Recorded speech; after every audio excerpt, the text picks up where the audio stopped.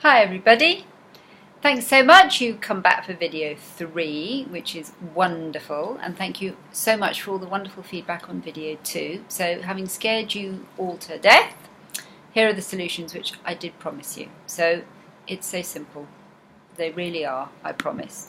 So just to summarise, alright, you know the science, or a bit of the science, you know about your hormones, or at least have heard of some of the ones that you should know about and will continue to hear more about. You've heard of perimenopause and menopause, and you know a bit about the difference. So you are absolutely ahead of the game. You know the mistakes that a lot of women make, and so that also puts you ahead of the game. So now I'm going to share what I have been putting together and trialling and testing and doing a bit of lurching myself, obviously, to finesse my formula. It's simple really, obviously it's deceptive. My secret formula for women over 40 is this. So you can't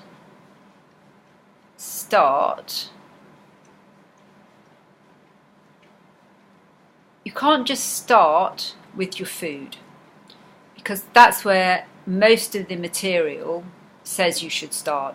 You just have one article, eat this or start exercise. It's too ad hoc and fragmented, and that's why I've really taken time to sequence what I think really works. And it's not just a one-hit wonder overnight sensation. This is stuff that is designed to help you over a long period of time. I don't believe in 2 weeks you'll feel amazing, 4 weeks you'll this, that and the other. You have to make small, steady changes to start feeling better. There are some quick wins, but generally I think that's more marketing crap, really, to be quite honest. And I think that the reason I talk so much about the cortisol hormone is that the first aspect of my formula, everything is designed to lower cortisol, and it's the B word. You can summarize it by the B word, which is that basically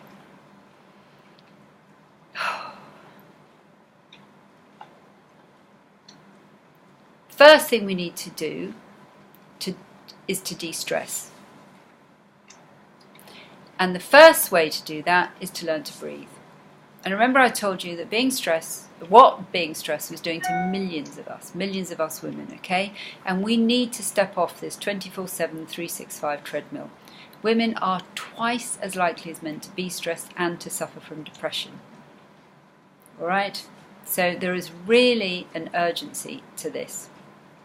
So the first thing we need to do is we have to learn to breathe. And I know you're thinking, oh, I already know how to breathe, but I guarantee you probably don't.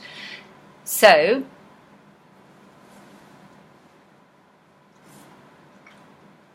I told you it was simple, but of course it isn't, because we don't breathe properly.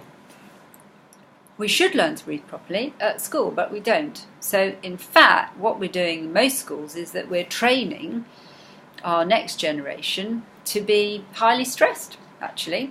Anyway, that's the subject of another matter. So yes, the first thing to do is to learn to breathe, and the way to do that is to meditate.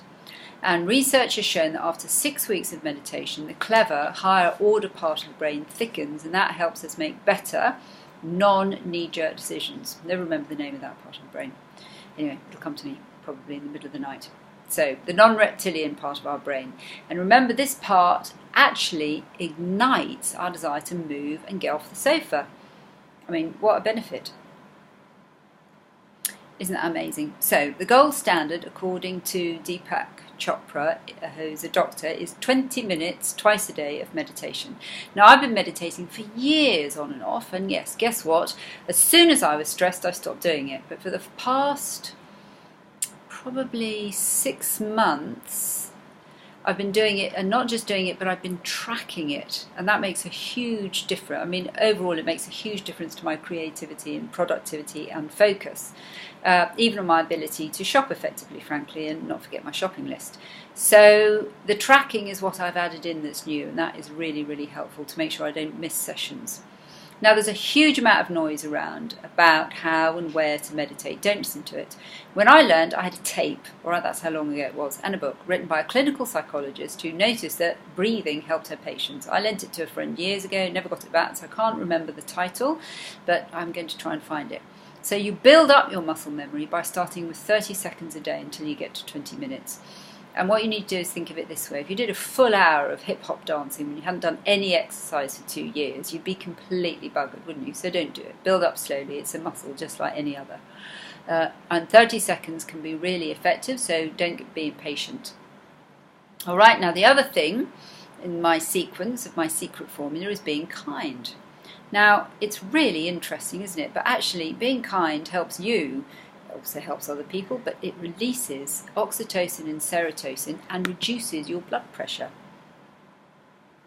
which has got to be a good thing.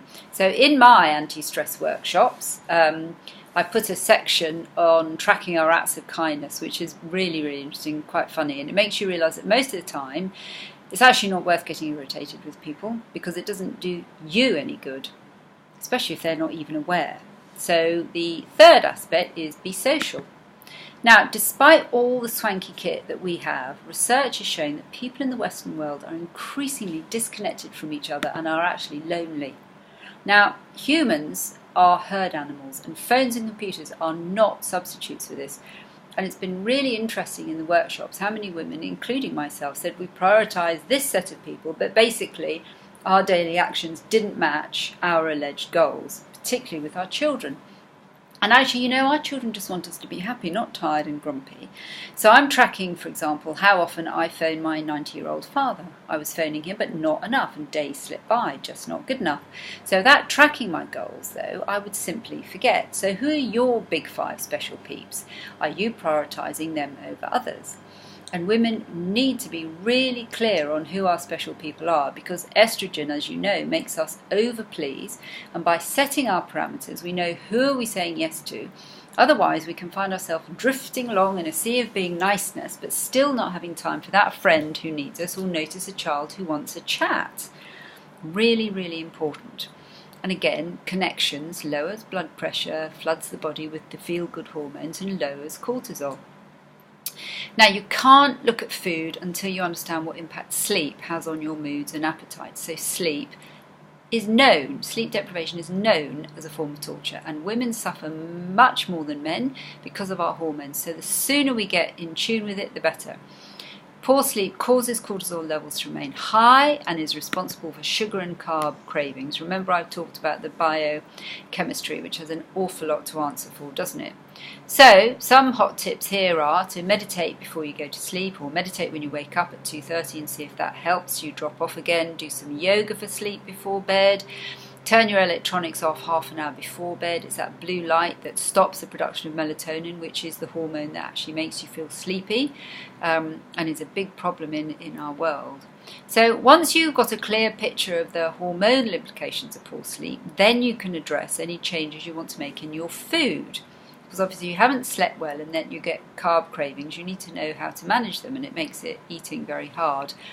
Now, you know that I've said before, food's medicine or poison, and it has a massive impact on how you feel. But hopefully you can now see that if you're stressed and tired, you don't have as much control over your food choices that you maybe thought you did.